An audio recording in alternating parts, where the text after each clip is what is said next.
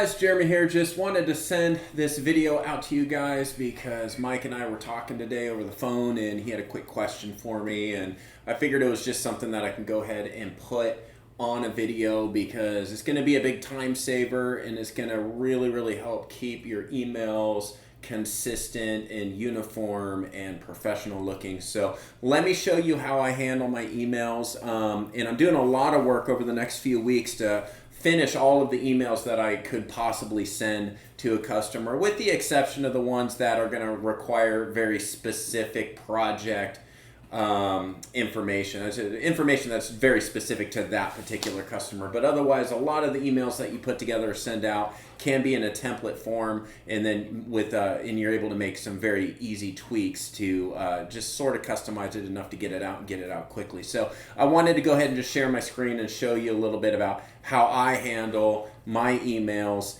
And if you have any questions, just feel free to give me a call. Let's check it out.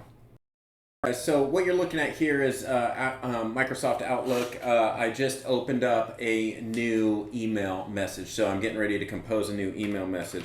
I'm just going to send this to myself, and in the subject line, I always put Premier Pools and Spas before anything else, and just like if I'm sending out a pool design, then I'll follow up with pool design. If there's a proposal, I'll put pool design and proposal. But I always start the subject line off with Premier Pools and Spas so that when it pops up into their inbox, they know immediately that that's our email. Keep in mind that most of these customers are talking to multiple builders. So you want to do anything you can to make it as easy as possible for them to find your information, and then how you present that information should be head and shoulders above everybody else as far as professionalism and how easy it is for them to navigate through the information that you're sending. And I'm sorry, but my dog is literally chasing around a fly, trying to catch a fly, so you're going to see him running around. All right, so now I'm in the body of the email here. If you go to Insert, and then you come over here to Quick Parts, you can see two emails that I use all the time. I'm getting ready. I've deleted a few already out of this because I'm going to redo them, but this would be my Meet Your Consultant email. This is the email that I send out before my first appointment. So as soon as something's scheduled in Ardovia, that day before the end of the day, I send out this email. So if I go to Quick Parts, and then I select that, it's going to automatically input that email. Now, I have my background set in black, but when they receive this, this is going to be white, so this picture will show up a lot better. I am not happy about how that picture is right now, so I'm going to go in there and actually update this, but I'm going to go into my pictures. I'm going to just use a better version of it.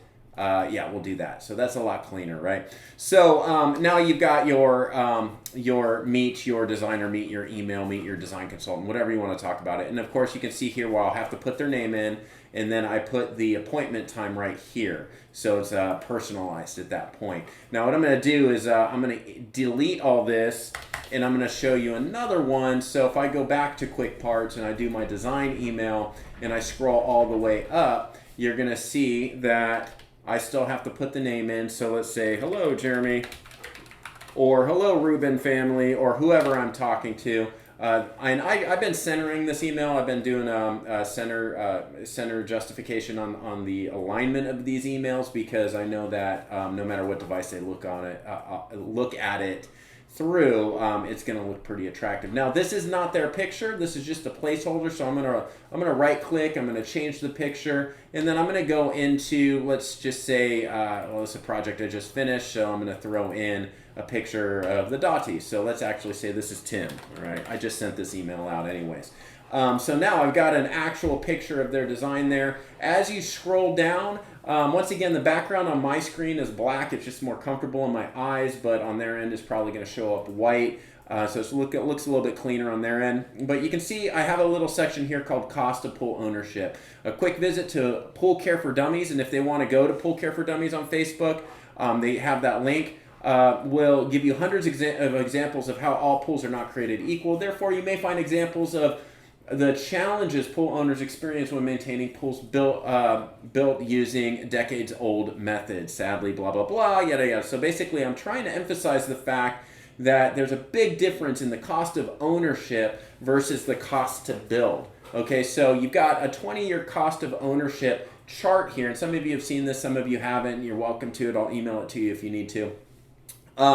But this email or this graph right here is going to show, let's say, just one example of a pool, right? So this blue line is going to be our competitor's pool. The orange line is going to be our Premier Eco pool.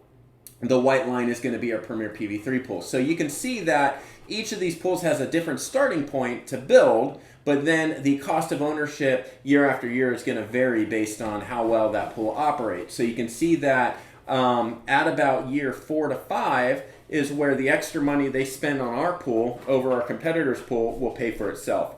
And then after that, they're just experiencing savings. And then if you compare it to the PV3 system, you know, that break-even point is going to be a little bit later because the PV3 system is more expensive. But once again, we're emphasizing the fact that by year 6 or 7, that PV3 system is going to pay for itself, and then they will experience huge savings over the rest of the life of that pool. So that's something that I put in my email. Down here, you're going to see helpful links that will help the customer understand the value of the way we build our pools. So they can dive into equipment, materials, cleaning and circulation. Just some examples. They can click here. There's some links to some pictures of Belgard pavers, travertine pavers, concrete, etc., etc. Water features. These are going to mainly take our customers to pages on our website that show these items. Down here, there's some financing links, HFS, Lion. I've been directing people to Lion since the rates are lower with them. And then there's an energy saving calculator on the Jandy website. And then this is a link to the PV3 system because I'm trying to push that. And then later on, I'll put in a link to review either the designer or Premier Pools because we're trying to capture those reviews.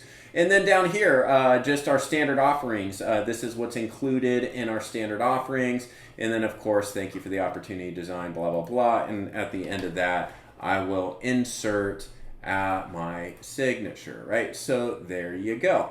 So that's the email. Now, when I come over here, I'm going to right click and I'm going to put in the link to the video that I've made for this customer. So that is what I do. This is my first email that I put out just to get them the first design.